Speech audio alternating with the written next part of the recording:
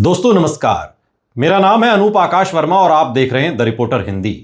राहुल गांधी की राजनीति को अगर पिछले कुछ वर्षों के परिप्रेक्ष्य में देखा जाए तो साफ दिखाई देता है कि उन्होंने अब अपनी लड़ाई को सिर्फ दिल्ली की सत्ता तक सीमित नहीं रखा है, बल्कि वैचारिक, सामाजिक और क्षेत्रीय स्तर पर लंबी राजनीतिक तैयारी शुरू कर दी है। खासकर दक्षिण भारत में उनकी सक्रियता ये संकेत दे रही है कि कांग्रेस अब 2029 के लोकसभा चुनाव और उससे पहले राष्ट्रीय राजनीति के नए संतुलन की जमीन दक्षिण से तैयार करना चाहती है। भारत की राजनीति में दक्षिण भारत हमेशा से बीजेपी के लिए अपेक्षाकृत कठिन भूगोल रहा है, जबकि कांग्रेस और क्षेत्रीय दलों के लिए यहां मजबूत संभावनाएं रही हैं।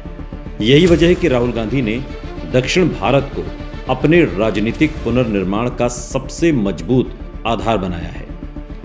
सबसे पहले अगर लोकसभा सीटों की बात करें तो तमिलनाडु में जहां इंडिया गठबंधन की सरकार है वहां पर 39 लोकसभा सीटें हैं। केरल में कांग्रेस की सरकार है जहां 20 और कर्नाटक में जहां कांग्रेस की सरकार है 28 लोकसभा की सीटें हैं। यानी इन तीनों राज्यों को मिलाकर कुल 87 लोकसभा सीटें होती हैं।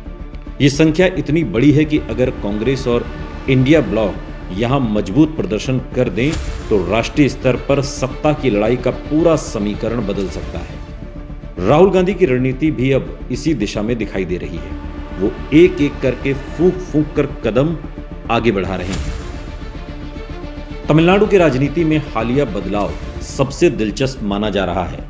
लंबे समय तक कांग्रेस यहां एम.के. स्टालिन की डीएमके के साथ गठबंधन में रही, लेकिन अब बदलते राजनीतिक हालात में कांग्रेस ने थलपति विजय और उनकी पार्टी टीवीके के साथ नई संभावनाएं तलाशनी शुरू कर दी है। विजय की लोकप्रियता सिर्फ एक फिल्म स्टार की नहीं बल्कि एक ऐसे नए राजनीतिक चेहरे की बन रही है जो युवा, शहरी और एंटी एस्टेब्लिशमेंट वोटर्स को आकर्षित कर रहे हैं।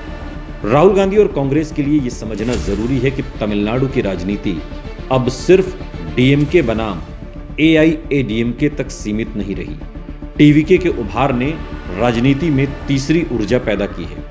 कांग्रेस ने इस बदलाव को जल्दी समझा और विजय के साथ समीकरण बनाकर यह संदेश दिया कि वो दक्षिण भारत में नई राजनीति के साथ चलने के लिए तैयार है। तमिलनाडु में बीजेपी अब भी सीमित प्रभाव वाली पार्टी मानी जाती है।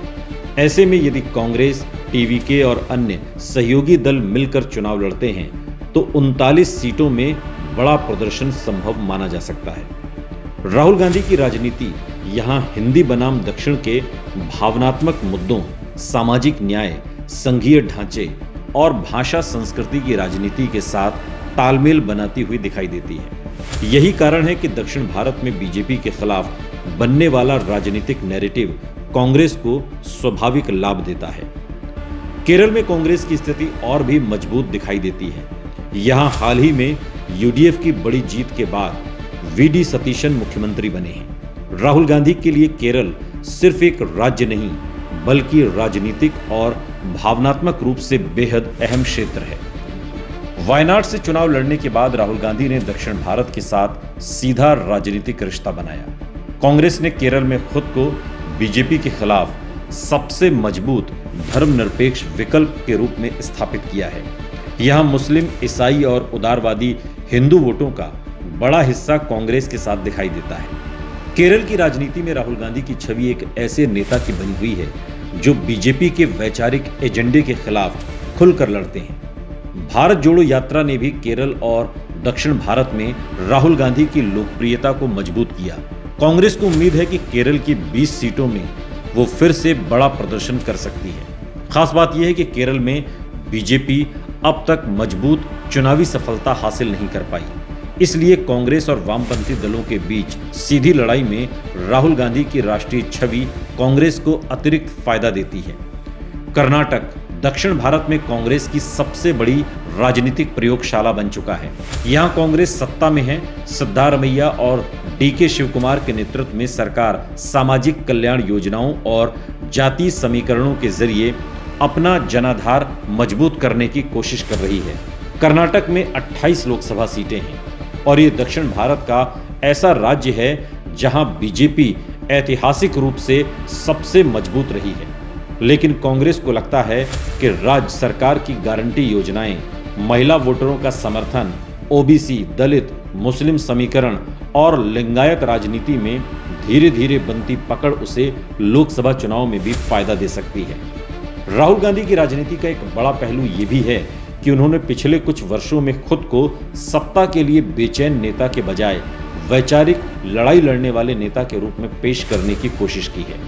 चाहे भारत जोड़ो यात्रा हो, सामाजिक न्याय का मुद्दा हो, जातिगत जनगणना की मांग हो या बेरोजगारी और महंगाई पर सरकार को घेरना, राहुल गांधी लगातार एक वैकल्पिक नैरेटिव खड़ा करने की कोशिश कर रहे हैं। दक्षिण भारत में ये राजनीति ज्यादा स्वीकार्य दिखाई देती है क्योंकि यहाँ क्षेत्रीय पहचान, सामाजिक न्याय और संघीय अधिकारों की राजनीति पहले से मजबूत रही है।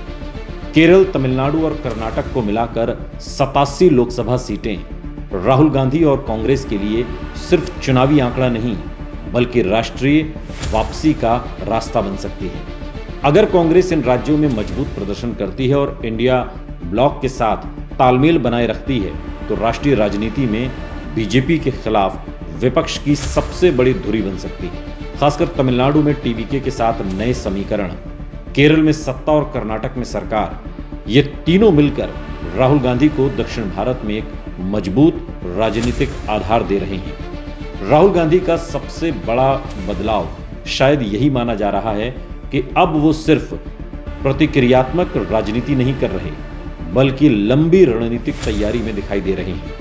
दक्षिण भारत में उनकी बढ़ती सक्रियता, क्षेत्रीय दलों के साथ संवाद, सामाजिक न्याय का एजेंडा और बीजेपी के खिलाफ वैचारिक संघर्ष, इन सबको मिलाकर देखा जाए तो कांग्रेस ये संदेश देने की कोशिश कर रही है कि उसकी राष्ट्रीय वापसी का रास्ता दक्षिण भारत से होकर जाता है जहां पर बीजेपी लगभग शून्य है।